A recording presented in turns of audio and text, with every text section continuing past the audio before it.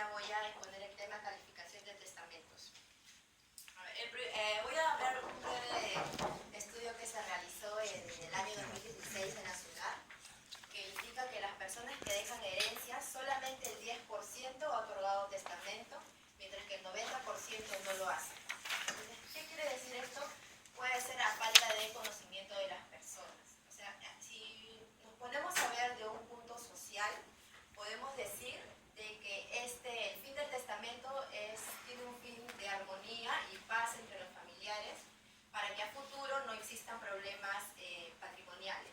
Porque vemos en las noticias que el hijo se pelea con el hermano porque quiere un inmueble, o que el sobrino mató a la abuelita porque quiere la herencia y todo eso. Entonces vamos a ver, ¿qué es un testamento? A partir del testamento es una forma de declararse heredero, se adquieren bienes, se establecen obligaciones, se reconocen deudas, se reconocen filiaciones y se establecen legados. En este caso, nosotros sabemos que la ley nos dice que existen 3 tipos de testamento. El testamento otorgado por escritura pública, el testamento cerrado y el testamento hológrafo. Una breve explicación para seguir siguiendo con el tema. El testamento cerrado es un documento que se puede hacer a máquina o manuscrito, se pone en un sobre, se va ante el notario en concurrencia de 2 personas y se deja en custodia. El testamento hológrafo netamente tiene que ser manuscrito. Una de sus formalidades es que tiene que estar fechado, firmado por el testador. Mientras que el testamento otorgado por escritura pública es el testamento que se hace ante el notario en compañía de 2 testigos. Vamos a ver ahora qué es el testamento netamente. Es un acto jurídico unilateral porque se hace a cargo de una persona, se declara la última voluntad de la persona, hay disposición de sus bienes patrimoniales y no patrimoniales y otros asuntos después de su muerte. El Código Civil, en el artículo 686, nos indica que por el testamento una persona puede disponer de sus bienes total o parcialmente para después de su muerte y ordenar su propia sucesión dentro de los límites de la ley y las formalidades que ésta señala.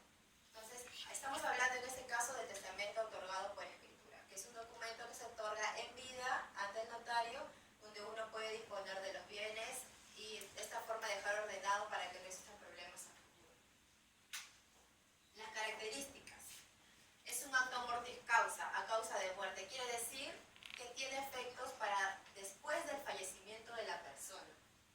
Está limitada formalmente o materialmente, tiene que cumplir una serie de requisitos. Lo encontramos en el Código Civil, en la ley de notariado, en la ley de inscripciones de registros públicos. Es un acto individual, personalísimo y unilateral. Quiere decir personalísimo que en este caso no va a existir un poder para atestar, tiene que hacerlo la misma persona. Es esencialmente formal. Encontramos los artículos 4 del RIPSI, que es Registro de Inscripciones, Testamentos y Sucesiones Intestadas, nos habla de un supuesto. En el decir de que A haya otorgado un testamento y que éste esté debidamente inscrito, pero a pesar de esto, hay una sucesión intestada que por ahí se pretende escribir. El registro en este caso no lo va a proceder, porque hay incompatibilidad.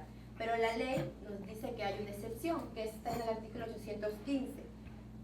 Un ejemplo, el que el testamento no contenga institución de herederos y que el testador no haya dispuesto de todos sus bienes en legados.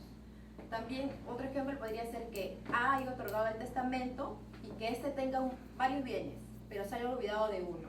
En este caso entraría la sucesión para que sobre ese bien se puedan disponer a los herederos.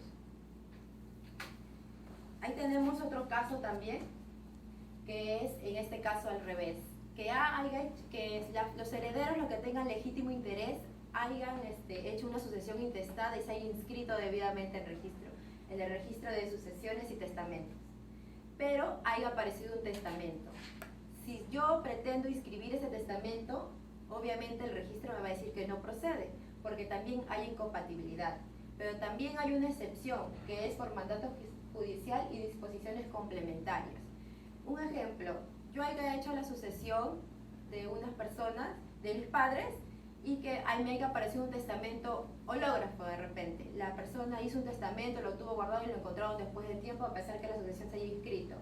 Yo lo llevo al juez, en este caso se lleva al juez, él determinará, él dirá y ordenará que se hagan las pericias necesarias para comprobar si la letra, la firma y la huella corresponden al testador. Solo de esta forma se va a validar el testamento, a través del juez y por mandato judicial. Vamos a ver ahora el artículo 815, que es así en la hoja que está aparte, que está separada, que es del Código Civil, que también nos da más ejemplos. Dice, la herencia corresponde a los herederos legales cuando el causante muere sin dejar testamento, el que otorgó haya sido declarado nulo, total o parcialmente, ha caducado por falta de la comprobación judicial, se declara inválida la desideración. Otro ejemplo es el testamento no contiene institución de heredero o se ha declarado la caducidad o invalidez de la disposición que lo instituye. En este caso obviamente va a primar lo que es la sucesión, se puede ejecutar la sucesión porque el testamento se declaró inválido, no cumplió con las formalidades que la ley establece, en este caso sí entraría en hablar lo que es la sucesión intestada. Otro ejemplo es el heredero voluntario o el legatario muere antes que el testador o por no haberse cumplido la condición establecida en este. Por renuncia o por haberse declarado indignos a estos sucesores sin sustitutos designados. Y el último es el testador que no tiene herederos forzosos o voluntarios instituidos en testamento, no ha dispuesto de todos sus bienes en legados, en cuyo caso la sucesión legal solo funciona como recepto a los bienes que no dispuso, el ejemplo que dimos anteriormente. Ahora vamos a hablar sobre el artículo 37 del registro de inscripciones de testamentos y sucesiones, sobre la anotación preventiva.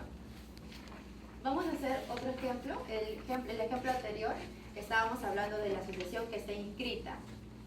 Cuando yo envío la anotación preventiva de lo que es el testamento, obviamente hemos dicho que no va a proceder, pero lo que sí podemos solicitar nosotros es que esa anotación preventiva de testamento se inscriba en el registro de sucesiones intestadas. ¿Cuál es el objetivo de esto? Publicitar la existencia del testamento y reservar la prioridad de la eventual medida cautelar dictada. O sea, sabemos que dura 120 días la anotación preventiva. En el lapso de ese tiempo, el juez se tomará el tiempo para determinar si el testamento procede o no y en este caso primarlo sobre la sucesión. Entonces, seguimos con el artículo 5 del RIPSI, Registro de Inscripciones de Testamentos y Sucesiones. Nos habla sobre la oficina registral competente. La inscripción, en este caso vamos a hablar en qué oficina registral se debe inscribir. Cuando es el otorgamiento de escritura y la ampliación o la modificación de se va a inscribir en la oficina correspondiente al último domicilio del causante, del testador. En el caso de que una persona haya otorgado testamento en el exterior del país ante un funcionario consular y con los límites de la ley que le indica el país, se inscribirá en cualquier oficina registral, ¿ya? Del país. O sea, en cualquier oficina se puede inscribir si se ha otorgado en el extranjero. En el caso de la sucesión intestada, se va a inscribir en la oficina registral del último domicilio del causante. Ahí no se puede visualizar, pero lo encontramos en las hojas, el registro de actos inscribibles. El testador aún no fallece. El otorgamiento de testamento. El otorgamiento se inscribe cuando el testador se encuentra vivo. ¿Qué acto se inscribe? La revocación total o parcial o la modificación. Cuando el testador fallece se van a inscribir la sustitución de herederos y los legatarios, el nombramiento de albacea, las facultades, su ejercicio, forma individual o conjunta, sucesiva e indistinta. Y otros casos que ahí encontramos: exceptación, excusa, extinción, nombramiento, excusa, del cargo de albacea, dativo, la revocatoria de la aceleración por escritura. El 15, y como para finalizar, está la organización de la partida, que nos hablan del otorgamiento de testamento. Hay 4 rubros: el otorgamiento, la modificación, la revocación y la ampliación de asiento. En el otorgamiento se inscribe el asiento que corresponde a la existencia del testamento, la modificación o revocatoria en el que se excederán los actos indicados en los literales B y C del artículo 8 que vemos en la hoja separada, y la ampliación de asientos corresponde desde la D en el reglamento que también se ha indicado ahí. Bueno, eso es todo, ahí termina. No sé si tienen algo que aportar de repente o alguna pregunta que yo les pueda resolver.